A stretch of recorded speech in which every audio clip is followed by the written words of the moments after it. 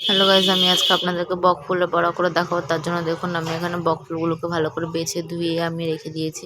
এবার আমি এর মধ্যে যা যা উপকরণ দেবো, আমি দেবো বেসন, আর এইদিকে তার মধ্যে এখানে আমি চাল আর সিদ্ধ চাল আর মুসুরির ডাল আমি ভিজিয়ে রেখেছিলাম, সেটা বেটে নিয়েছি।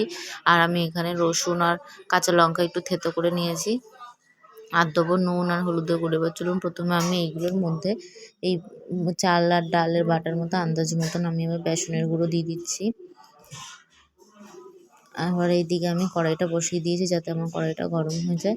কড়াই গরম হলে এবার আমি এর মধ্যে বক ফুলগুলো ভাজার জন্য আমি এর মধ্যে সাদা তেল দিয়ে দিচ্ছি। প্রথমে আমি আন্দাজ মতন তেল দিয়ে দিচ্ছি। আমার তেলটা গরম হয়ে যাক, তারপরে আমি এর মধ্যে বক ফুলগুলো ভেজে নেবো। এইদিকে আমি ব্যাটারটা তৈরি করার জন্য হলুদের গুঁড়ো আর আন্দাজ মতন নুন দিয়ে এবার আমি এটার একটা ব্যাটারটা ভালোভাবে করে নিচ্ছি। আমি এবার এর মধ্যে অল্প অল্প করে আমি আমার পরিমাণ মতন জল দেবো।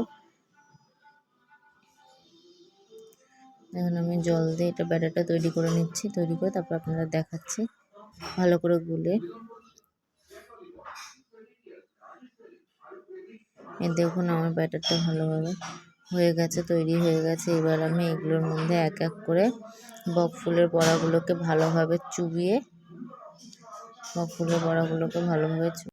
এবার আমি এগুলোকে ভালোভাবে ব্যাটারের মধ্যে চুবিয়ে এবার আমি তেলের মধ্যে দিয়ে দিচ্ছি। আমার তেলটা গরম হয়ে গেছে, একে একে আমি এইভাবে সব বড়াগুলো ভেজে তারপর আপনাদের দেখুন গাইস, আমার এপিট ওপিট দুপিট আমার বড়াগুলো খুব ভালোভাবে ভাজা হয়ে গেছে। এবার আমি এটাকে নামিয়ে পরিবেশন করে তারপর আমি দেখাচ্ছি আপনাদেরকে। দেখুন আমি এটা নামিয়ে পরিবেশন করে নিয়েছি। আপনারা কিন্তু এটা খেতে পারেন বিকেলবেলা চায়ের সাথে, এরকম স্ন্যাক্স বা গরম ভাত এটা খেতে আপনাদের আশা করি খুব ভালো লাগবে। আর আমার ভিডিওটা যদি ভালো লেগে থাকে অবশ্যই like, comment, share and subscribe করে দেবেন। চ্যানেলটিকে সাবস্ক্রাইব